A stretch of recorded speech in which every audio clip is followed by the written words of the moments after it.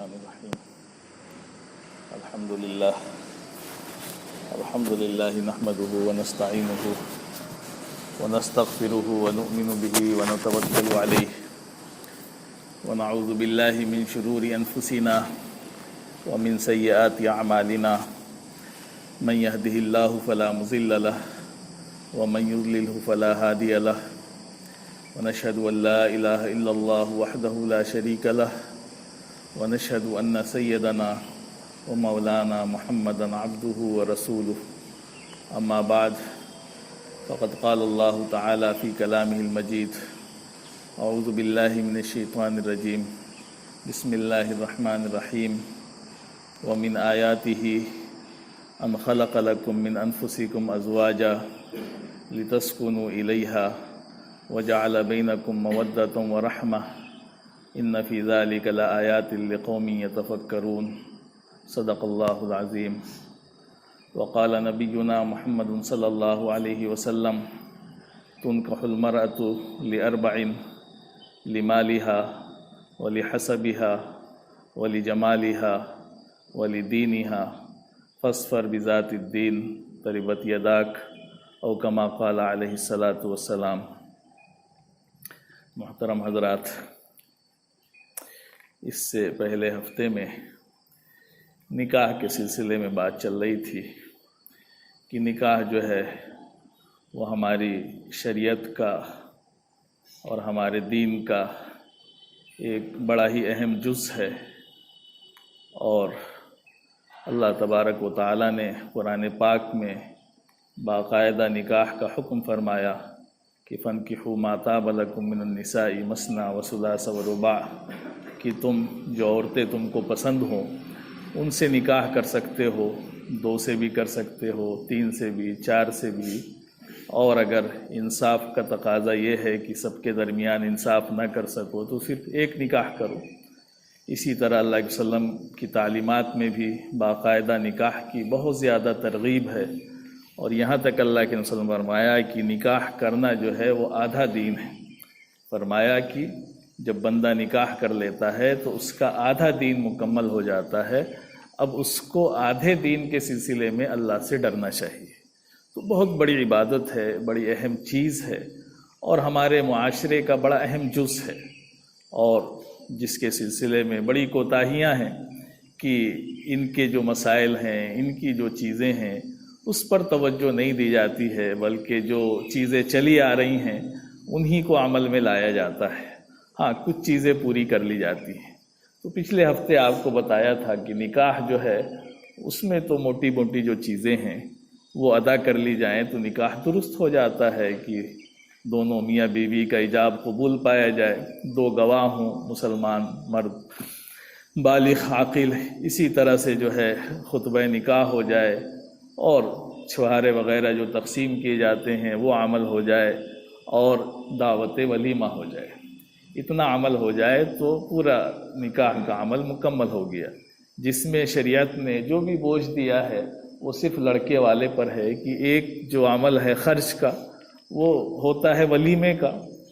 تو ولیمہ جو ہے وہ لڑکے کی طرف سے ہوتا ہے، یعنی جب رخصتی کے بعد لڑکی گھر چلی جائے اس کے بعد جو لڑکا دعوت کرتا ہے اس دعوت کو دعوت ولیمہ کہا جاتا ہے. اس سے پہلے اگر دعوت کریں تو وہ دعوت ولیمہ نہیں کہ آپ سوچیں کہ نکاح سے پہلے ہی دعوت کر دیں یا اس سے پہلے، تو وہ دعوت تو کہلائے گی لیکن دعوت ولیمہ نہیں ہوگی. دعوت ولیمہ کا مطلب یہ ہے کہ جب نکاح ہو گیا، نکاح کے بعد لڑکی کی رخصتی ہو گئی، اب وہ لڑکی گھر آ گئی، تو اس کے بعد جو دوسرے دن لڑکے کی طرف سے دعوت ہوتی ہے اس دعوت کو دعوت ولیمہ کہا جاتا ہے، اور وہی جو ہے سنت ہے. اور باقی دعوتیں تو انسان اپنے حساب سے بہت سے موقعوں پر کرتا رہتا ہے، وہ الگ چیز ہے، لیکن جو سنت دعوت ہے وہ دعوت ولیمہ ہے. تو بہرحال جو شادی کا مسئلہ آتا ہے تو شادی کے مسئلے میں بھی بہت سے مرحلے ہوتے ہیں. اب شادی کے مرحلے میں سب سے پہلا مسئلہ ہوتا ہے رشتے کا، لڑکی کے انتخاب کا. تو اللہ کے وسلم نے اس کے بارے میں بھی بڑی عام ہدایات دی ہیں، بڑی واضح ہدایات دی ہیں، اور آپ نے معاشرے کی جو کہہ لیجیے نبض ہے اس پر بھی ہاتھ رکھا ہے. اللہ کے وسلم نے فرمایا کہ تنکح المرأۃ لأربع، فرمایا کہ کسی بھی لڑکی سے کسی بھی عورت سے جو نکاح کیا جاتا ہے وہ 4 وجہوں سے کیا جاتا ہے۔ آپ نے فرمایا کہ لمالہا ولی حسبہا ولی جمالہا ولی دینہا، کہ کسی بھی عورت سے اگر کوئی نکاح کرتا ہے تو یہ ساری وجوہات ہوتی ہیں۔ ایک تو اس کا مال ہوتا ہے، دوسرے اس کا حسب و نسب یعنی خاندان دیکھا جاتا ہے، تیسری چیز جو ہوتی ہے وہ اس کا جمال یعنی خوبصورتی، اور چوتھی چیز اس کی دینداری۔ یہ 4 چیزیں عام طور سے سامنے ہوتی ہیں کہ ان کو دیکھ کر کے کسی لڑکی سے نکاح کیا جاتا ہے۔ تو اللہ کے نبی صلی اللہ علیہ وسلم نے فرمایا کہ آخر میں کہ فَاظْفَرْ بِذَاتِ الدِّينِ، فرمایا کہ تم کامیابی حاصل کرو دیندار عورت سے نکاح کر کے۔ یہ آپ نے آخر میں فرمایا، یعنی 4 چیزیں فرمائیں کہ ان وجوہات سے نکاح کیا جاتا ہے، لیکن تم جو ہے کامیابی حاصل کرو، ہے نا، فَاظْفَرْ بِذَاتِ الدِّينِ، یعنی جو دیندار عورت ہے اس سے نکاح کر دو۔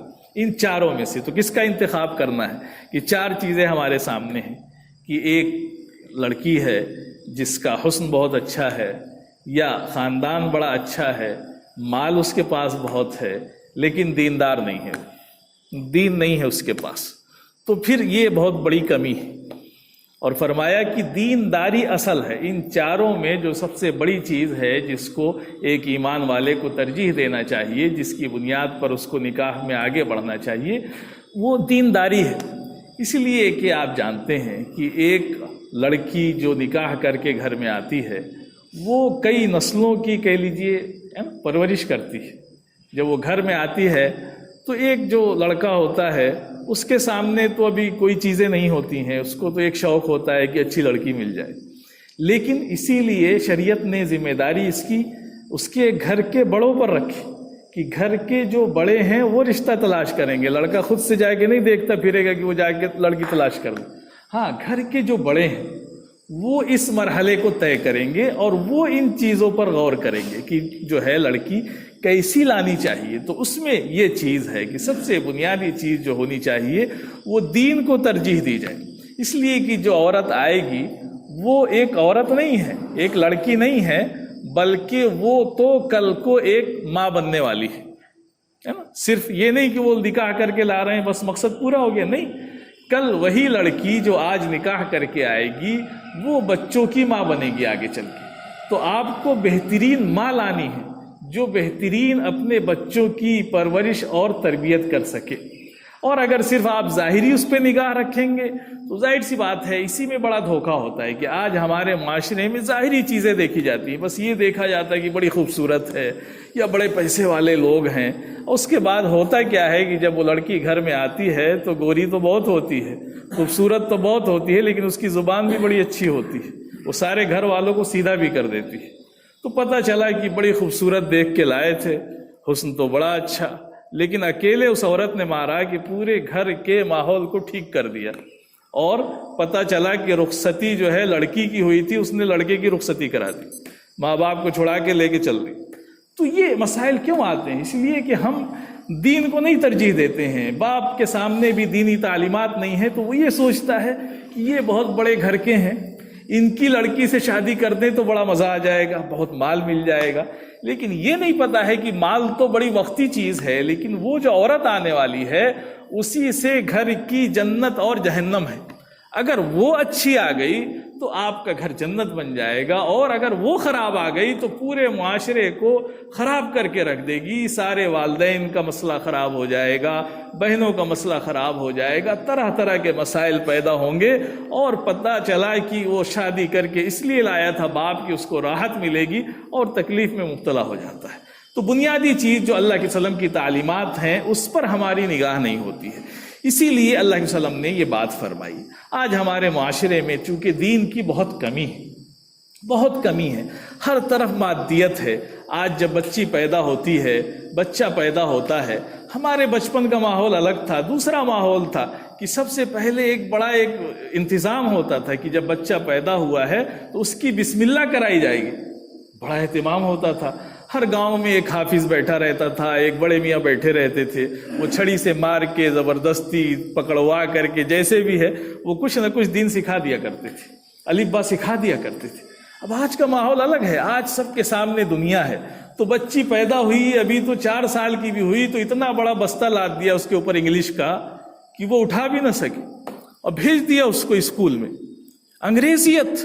تو اس نے پیدا ہوتے ہی جب آنکھ کھولی تو کیا دیکھا؟ دنیا دیکھی، دنیا کی تعلیم دیکھی، کتے بلی کی تعلیم پڑھی اس نے جا کر کے جو ہے انگلش میڈیم اسکول میں. اس کو تو بسم اللہ پتہ ہی نہیں، اس نے تو پڑھا ہی نہیں کہ کیا ہوتا ہے بسم اللہ کیا ہے، الف با کیا ہے، قرآن کیا ہے، اللہ کے وسلم کی تعلیمات کیا ہے، کلمہ کچھ پتہ نہیں.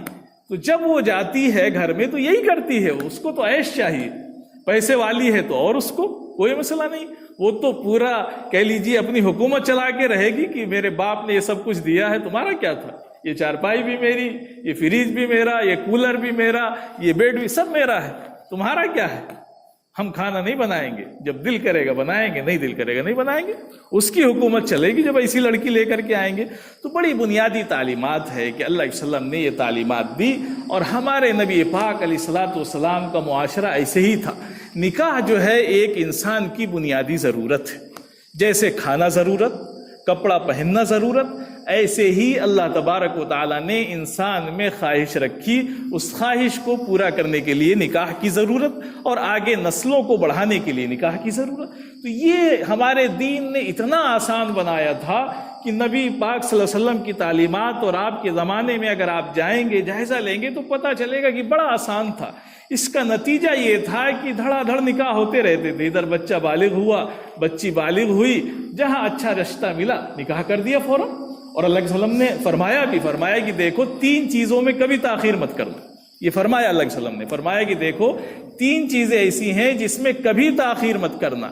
ایک تو نماز، جب اس کا وقت ہو جائے، نماز کا وقت ہو جائے تو اب تاخیر مت کرو، پڑھ لو. یہ مت سوچو گے چلو بعد میں پڑھ لیں گے، زندگی موت کا کوئی بھروسہ نہیں، کیا حال.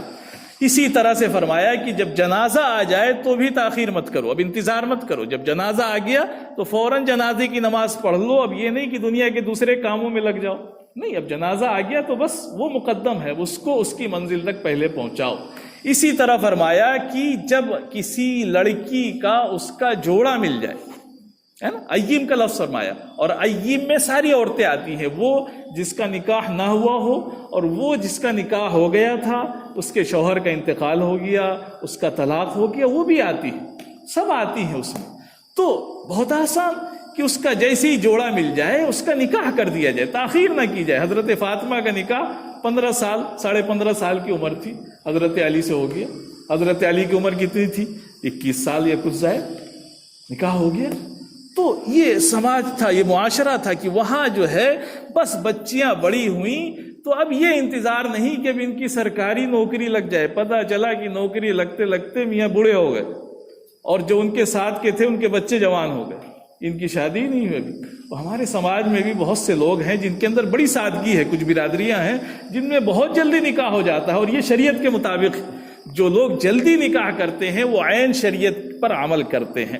اسی لیے کہ جب نکاح نہیں ہوگا تو زناکاری ہوگی، اس کے نتیجے میں بدکاری ہوگی، لڑکے اور لڑکیاں غلط راستوں پر جائیں گے جب ان کا وقت سے نکاح نہیں ہوگا. اور ہمارے زمانے میں یہ موبائل کا دور ہے جہاں اتنی بے حیائی، اتنی برائی عام ہے کہ ہر آدمی کونے میں بیٹھ کے کچھ بھی کر سکتا ہے.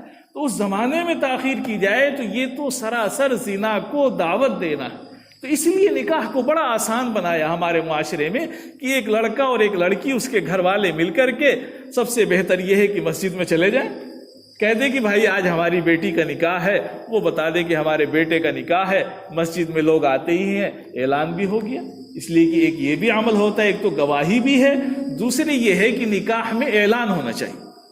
اللہ کے وسلم نے حدیث میں فرمایا، ترمذی شریف کی روایت ہے، فرمایا کہ اعلنوا ھذا النکاح، کہ یہ جو نکاح ہے یہ چھپ کر کے نہیں کرو بلکہ اعلانیہ کرو، بتا کر کے کرو. اور فرمایا کہ وجعلوہ فی المساجد، نکاح کہاں کرو؟ مسجد میں کرو. مسجد میں کیا آپ نے، پورے گاؤں کو پتہ چل گیا کہ بھائی فلاں صاحب کے لڑکے کی یا فلاں صاحب کی لڑکی کا نکاح ہو گیا ہے. اب کل کو اگر آپ کسی لڑکی کو لے کر کے بازار جائیں گے تو معاشرہ یہ نہیں کہے گا کہ یہ کون لے کر کے، سب کو پتہ ہو گیا کہ اب ان کی شادی ہو گئی ہے، اب ان کا نکاح ہو گیا ہے، یہ ان کے ساتھ ان کی بیوی ہے. تو وہ دوریاں جو غلط فہمی پیدا ہو سکتی تھی وہ چیز ختم ہو جائے گی.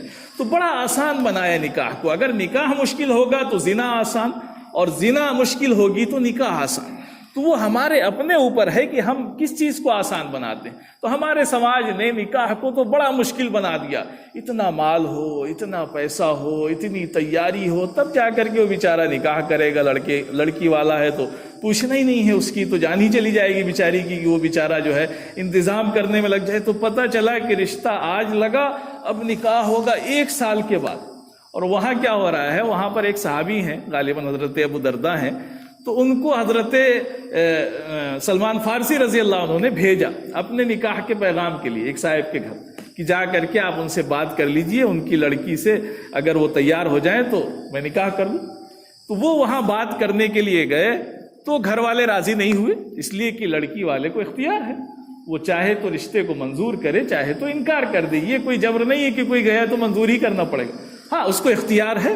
وہ صحابی گئے، جا کر کے پیشکش کی تو انہوں نے انکار کر دیا، لیکن کہا کہ ہاں اگر آپ کہیں تو آپ سے اپنی بیٹی کا نکاح کر دیں گے. تو کہا بہت اچھی بات ہے. تو انہوں نے اپنی بیٹی کا نکاح ان سے کر دیا. اب ان سے نکاح ہو گیا. اب وہ بیچارے گئے حضرت سلمان فارسی کے پاس، بڑے شرمندہ تھے. کہا کہ بھائی دیکھو میں بہت شرمندہ ہوں، معذرت ہے کہ میں گیا تھا آپ کا نکاح کا پیغام لے کر کے اور وہاں گھر والوں نے مجھے پسند کر لیا، میرا نکاح ہو گیا. تو وہ بڑے خوش ہوئے حضرت سلمان فارسی، ان کو غصہ نہیں آیا کہ اچھا یہ تو بڑا گڑبڑ کر دیا تم نے کہ بھیجا تھا اپنے نکاح کے لیے، تم نے اپنا نکاح کر لیا. کہا کہ نہیں، کہا کہ بہت اچھا ہوا، تمہارا ہی اس سے رشتہ لکھا تھا، تمہارے مقدر میں تھی، تم سے ہو گیا، بہت خوشی کی بات ہے، مبارک. تو اتنی سادگی. حضرت عبد الرحمن بن عوف رضی اللہ عنہ بڑے اونچے درجے کے صحابی اور ان صحابہ میں سے ہیں جن کو عشرہ مبشرہ میں مانا جاتا ہے، یعنی وہ 10 صحابہ جن کو اللہ کے وسلم نے ان کی زندگی میں جنت کی بشارت دی تھی. ان میں سے ایک صحابی رسول ہیں حضرت عبد الرحمن بن عوف، اور بڑے مال والے بھی ہیں. وہ ان صحابہ میں سے ہیں جن کے پاس بڑی دولت تھی. حضرت عبد الرحمن بن عوف بڑے مالدار صحابہ میں سے ہیں. اب ان کا اتفاق دیکھیے، مدینہ ہے، بڑی چھوٹی سی آبادی ہے اس زمانے میں، اور سب جو ہے اللہ کے وسلم کے چاہنے والے ہیں، سب انہی کے پروانے ہیں وہاں پر. تو ایک دن اللہ کے وسلم نے حضرت عبد الرحمن بن عوف کو دیکھا تو دیکھا تھوڑا کپڑے اچھے اچھے پہنے ہوئے ہیں اور ان کے کپڑے پہ کچھ زرد نشان بھی لگا ہوا ہے. تو اللہ کے وسلم نے پوچھا کہ عبد الرحمن کیا بات ہے، یہ کیسا نشان ہے؟ تو کہا کہ اللہ کے وسلم میں نے نکاح کر لیا. تو اب آپ دیکھیں، اپنے معاشرے کو سوچیں اور اس معاشرے کو دیکھیں کہ وہاں پر جہاں کا ہر فرد اللہ کے وسلم سے اتنی محبت کرتا ہے کہ بغیر دیدار کے اس کو چین نہیں آتا ہے، اپنی جان نچھاور کرنے کو تیار، لیکن نکاح کیا تو اللہ کے وسلم کو بتایا بھی نہیں، دعوت بھی نہیں دی کہ اللہ کے وسلم میرا نکاح ہونے جا رہا ہے، آپ ضرور آئیے گا. اور اللہ کے وسلم نے اس کا برا بھی نہیں مانا، یہ نہیں کہ اچھا بڑی چپکے سے نکاح کر لیا، مجھے بتایا بھی نہیں، کچھ بھی نہیں ہوا ایسا. اللہ کے وسلم بڑے خوش ہوئے اور کہا، فرمایا کہ اولم ولو بشات، کہا کہ بھائی دیکھو عبد الرحمن اب تم نے نکاح کر لیا ہے، بڑی خوشی کی بات ہے، لیکن ولیمہ کرنا پڑے گا تم کو، چاہے ایک بکری کا ہی ولیمہ کرو. یہ فرمایا آپ نے. تو ولیمہ سنت ہو گیا کہ ولیمہ کیا جائے.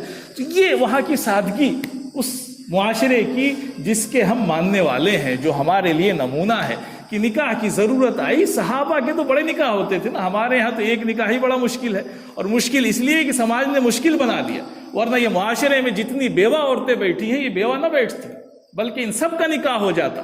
ایک نہیں، 2 نہیں، 3 نہیں، 4 کی شریعت نے اجازت دی. کیوں اجازت دی؟ کہ وہ ایک بیچاری عورت چھوٹے چھوٹے بچوں کو لے کر کے، لڑکیوں کو لے کر کے بیکار بیٹھی ہوئی ہے، لیکن کوئی اس سے نکاح کر لے تو سماج اس کو طعنہ دیتا ہے، اس کو برا بھلا کہتا ہے. وہاں کیا ہے، ایک خاتون ہے، پہلا نکاح ان کا ہوتا ہے حضرت جعفر سے، حضرت جعفر کا انتقال ہوا، حضرت ابوبکر سے، حضرت ابوبکر کا انتقال ہوا، حضرت علی سے. ایک عورت کا نکاح کتنے صحابہ سے ہو گیا.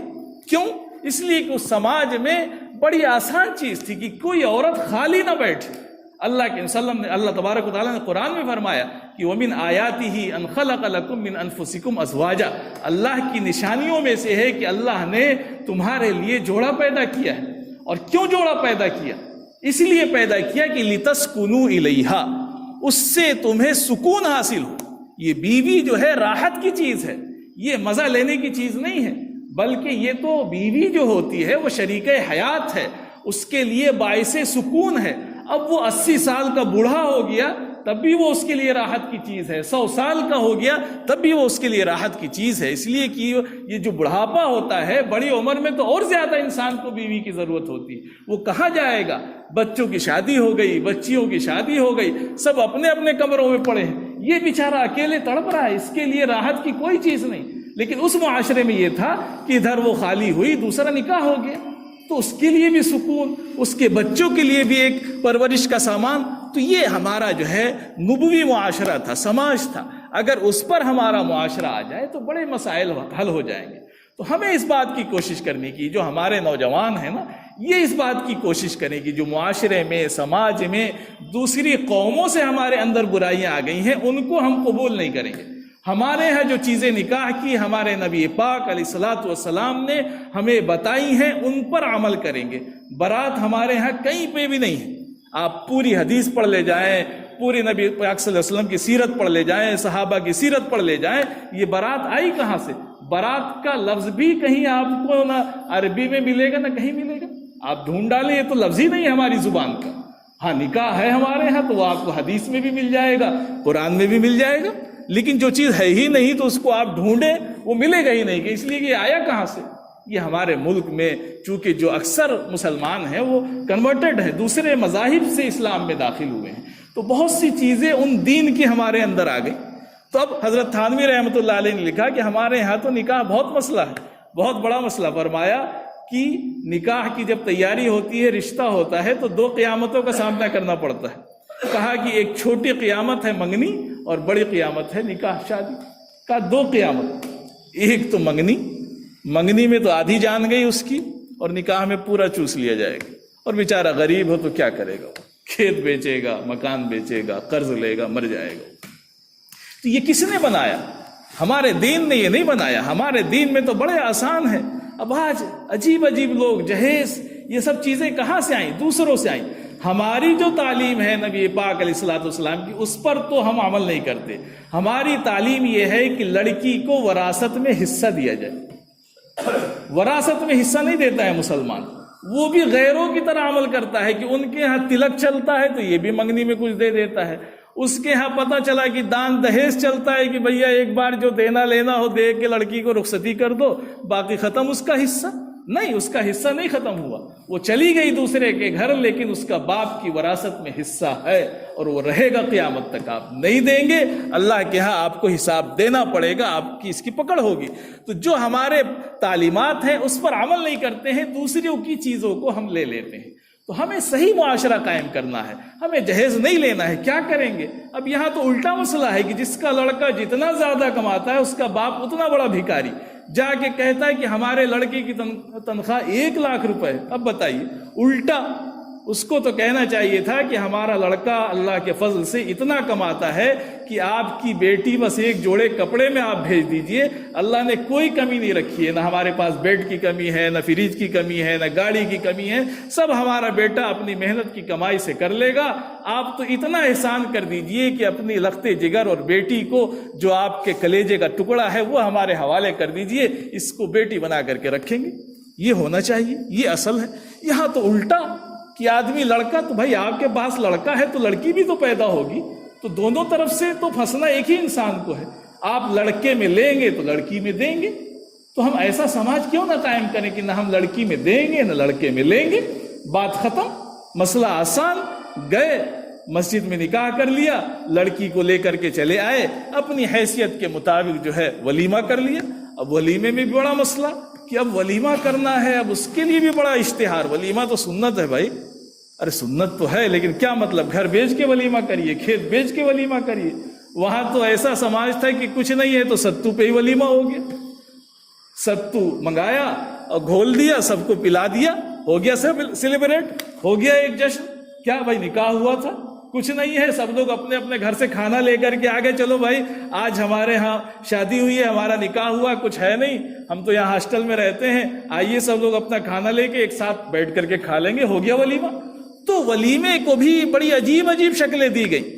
تو ولیمہ بھی کریے، لیکن اپنی حیثیت کے مطابق کریے، جتنا اللہ نے آپ کو مال اور حیثیت دی ہے اس کے مطابق جو مناسب ہو سکتا ہے وہ کرے۔ یہ نہیں کہ اس کے لیے جان دے دیں، اس کے لیے کھیت بیچ دیں، نہیں، کھیت بیچنا ہو تو بچوں کو پڑھانے کے لیے بیچیے، کھیت بیچنا ہو تو اپنے بچوں کی تربیت کے لیے بیچیے، اچھے کام کے لیے بیچیے، شادی کے لیے کھیت بیچیں گے؟ تو میرے بھائیوں، ہمیں اپنے معاشرے کی، اپنے سماج کی اصلاح کرنی ہے۔ جو کمیاں پیدا ہو گئی ہیں غیروں سے، ان کو ہمیں قبول نہیں کرنا ہے، ان کو نکالنا ہے۔ اور یہ نکلے گی کب؟ جب ہم میں سے ہر فرد تہیہ کرے گا۔ ہم دوسروں کو مت دیکھیں، دوسروں کو دیکھنے میں کام خراب ہو جاتا ہے۔ صحابہ کا مزاج یہ تھا کہ وہ یہ کہتے تھے کہ یہ میں نے سنا ہے، میں اس پہ عمل کروں گا، دنیا عمل کرے یا نہ کرے۔ وہ اپنی ذات سے کھڑے ہوتے تھے تو کھڑے ہو جاتے تھے۔ دنیا کا حال کیا ہے؟ ابھی ایک واقعہ سن رہے تھے، ایک صاحب نے شادی کی پاکستان میں، تو بہت مال والے تھے، وہ بڑا مال انہوں نے خرچ کیا اپنی لڑکی کی شادی میں۔ جتنے باراتی آئے تھے، بہترین سے بہترین نظام، کھانا، اور ہر باراتی کو ایک ایک موبائل بھی دیا انہوں نے ساتھ۔